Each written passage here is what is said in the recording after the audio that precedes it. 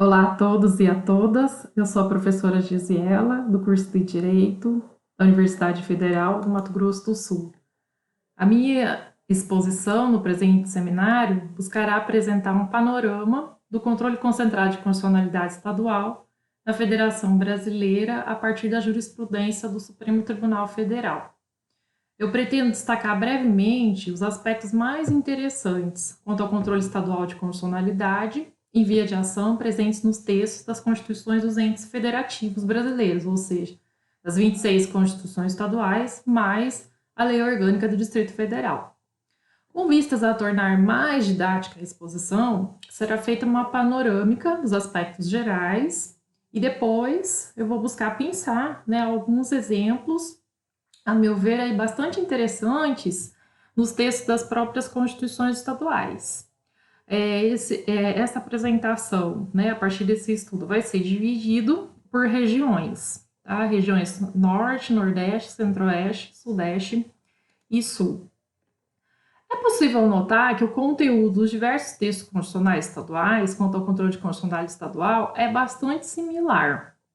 Em geral, percebe-se a presença de um modelo bastante simétrico ao federal, que prevê o cabimento das ações diretas de inconstitucionalidade estaduais, utilizando-se por vezes a terminologia alternativa de representações de inconstitucionalidade.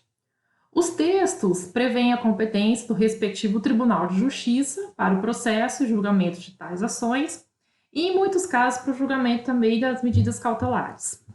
Eventualmente, são previstas ações diretas de inconstitucionalidade por omissão e também outros institutos. A legitimidade ativa estabelecida na própria Constituição estadual é, na maioria dos casos, em todas elas, bastante simétrica relativamente ao modelo federal, prevendo-se como legitimados ativos órgãos, como o governo do Estado, a mesa da Assembleia Legislativa, o Procurador-Geral de Justiça, o Procurador-Geral do Estado, o Defensor-Geral, o Prefeito Municipal, a mesa da Câmara de Vereadores, as entidades de classe e organizações sindicais, partidos políticos com representação na Assembleia Legislativa e, eventualmente, na Câmara de Vereadores, o Conselho Seccional também da Ordem dos Advogados do Brasil, as federações sindicais, as entidades de classe de nível estadual ou municipal e também alguns conselhos regionais de representação profissional.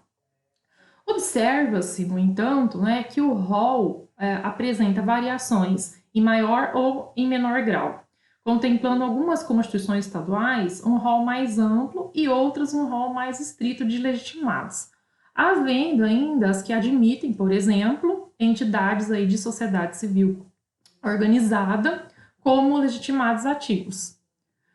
Divergem as cartas estaduais ainda no que diz respeito à legitimidade universal ou restrita, com a exigência de pertinência temática no último caso, da restrita, bem como no que diz respeito à admissão ou não de autoridades municipais, notadamente prefeitos municipais e as mesas das câmaras municipais, como aptas a deflagrarem o controle concentrado estadual.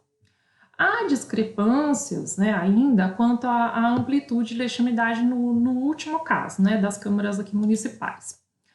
A defesa do ato impugnado, ora é atribuída aos procuradores do Estado, que atuarão como defensor legis, tanto para processos cujo objeto seja a legislação estadual ou municipal contestada em face da Constituição Estadual, ora é atribuída também aos procuradores municipais ou prefeitos, no último caso.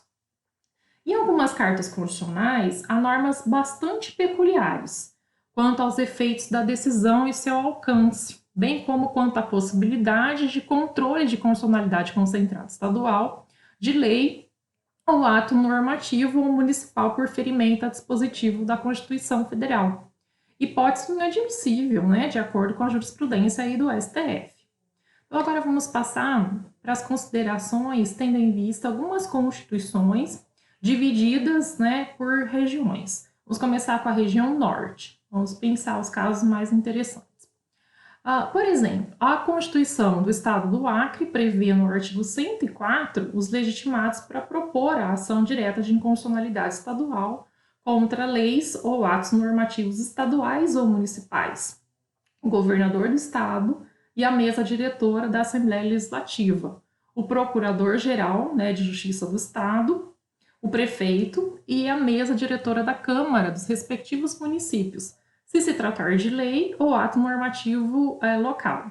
Também a seção estadual da Ordem dos Advogados do Brasil, os partidos políticos com representação na Assembleia Legislativa, as federações sindicais e entidades de classes estaduais, demonstrado aí seu interesse jurídico, e ainda o Procurador-Geral do Estado.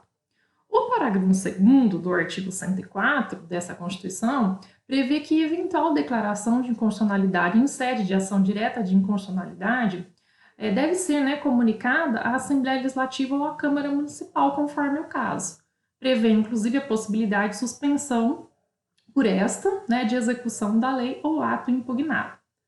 A previsão, né, é de constitucionalidade dúbia, na medida em que recusa, né, o caráter erga omnes, que é típico do controle judicial de constitucionalidade em via de ação, fazendo a suspensão, portanto, né, da execução da lei depender aí de atos do Poder Legislativo competente. Afigura-se, né, uma curiosa tentativa de combinação entre o Instituto Típico do Controle Difuso, análogo ao previsto no âmbito federal lá no artigo 5210, né, da Constituição Federal, com a hipótese aí de controle abstrato. Um outro exemplo, a Constituição do Estado do Amapá prevê em seu artigo 133 a ação direta de inconstitucionalidade e a ação declaratória de constitucionalidade de leis ou atos normativos estaduais ou municipais em face da Constituição Estadual e de leis ou atos normativos municipais em face da Constituição Federal.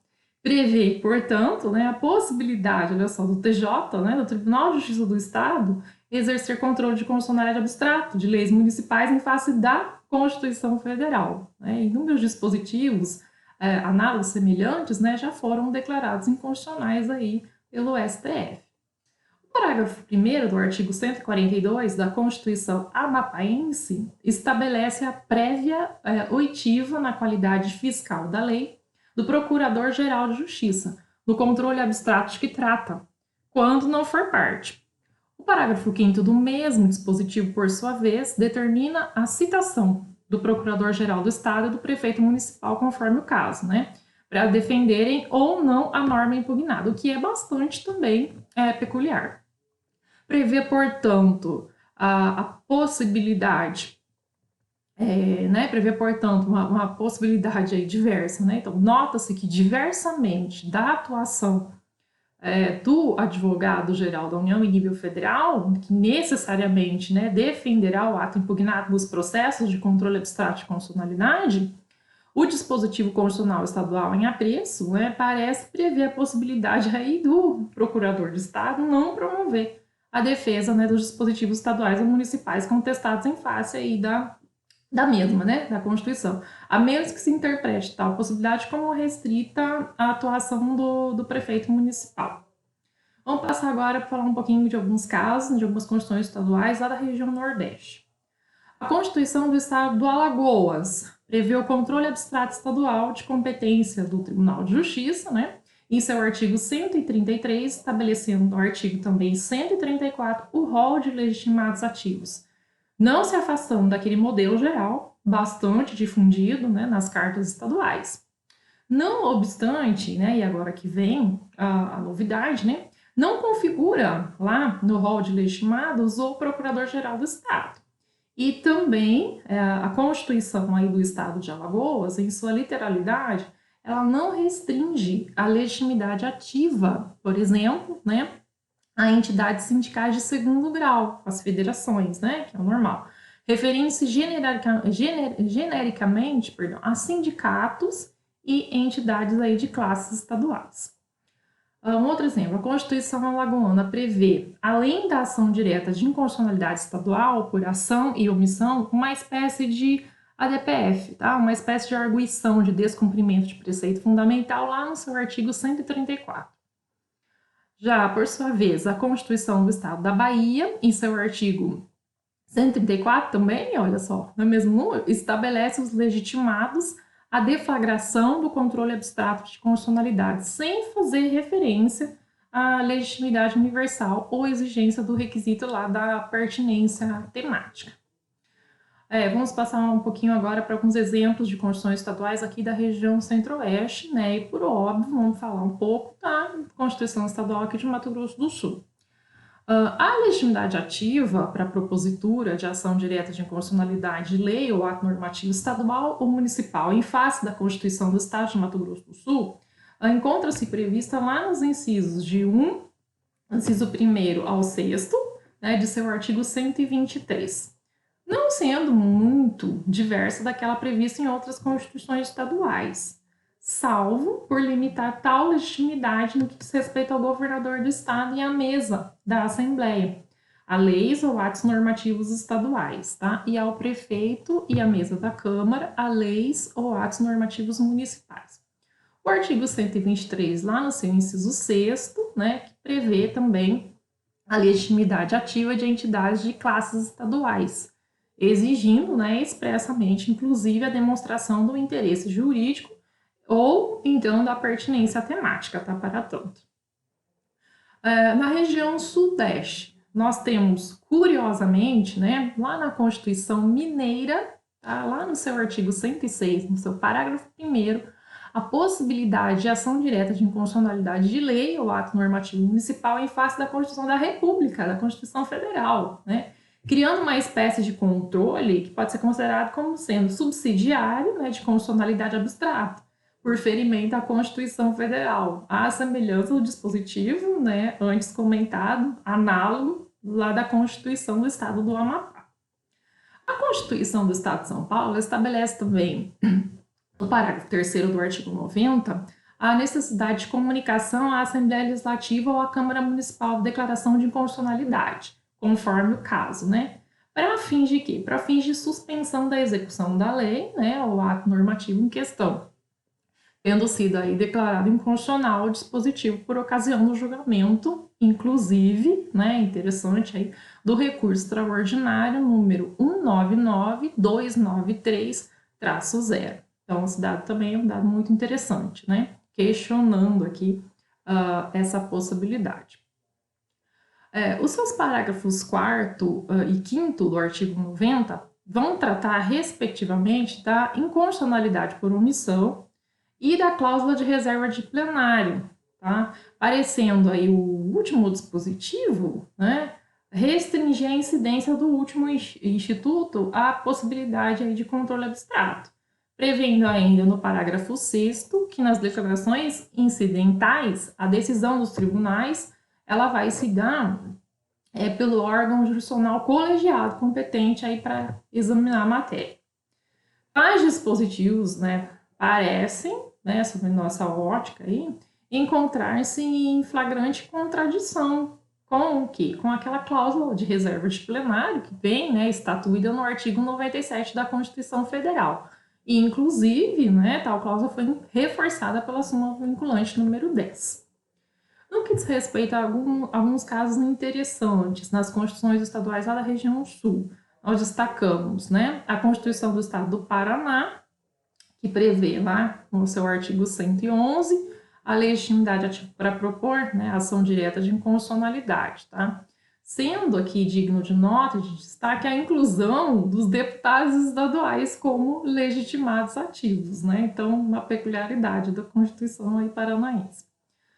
Já a Constituição gaúcha, ela estabelecia em seu artigo 95, tá, constituir competência originária do TJ o processo e o julgamento da ação direta de inconstitucionalidade de lei ou ato normativo municipal perante a própria Constituição gaúcha, tá, e perante a Constituição Federal.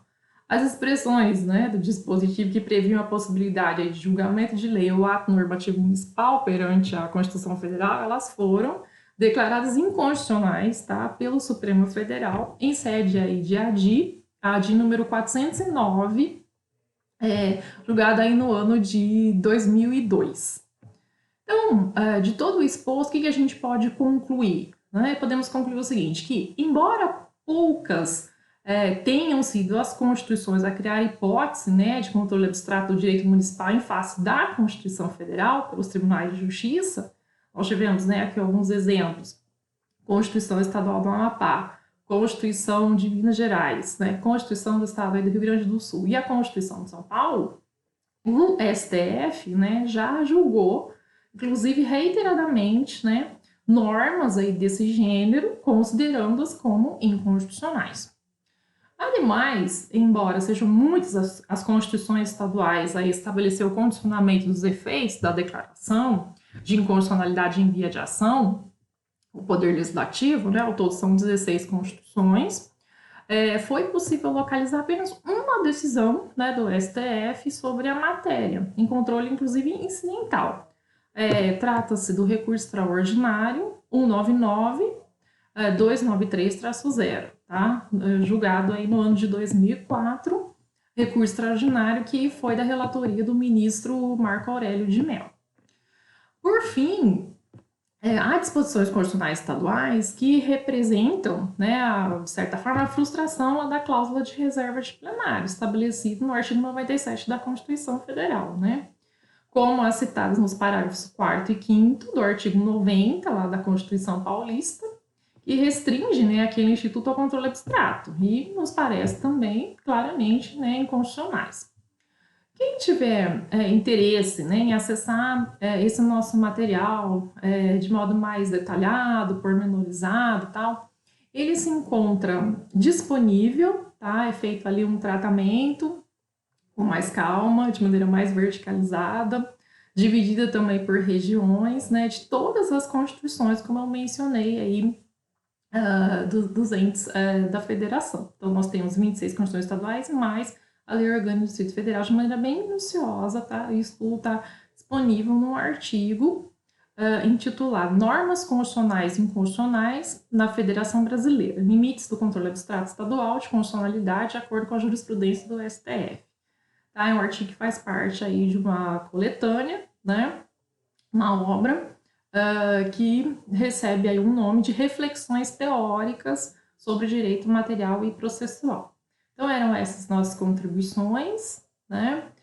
Muito obrigada a todos e a todos, e desejo-lhes aí mais uma vez um bom evento.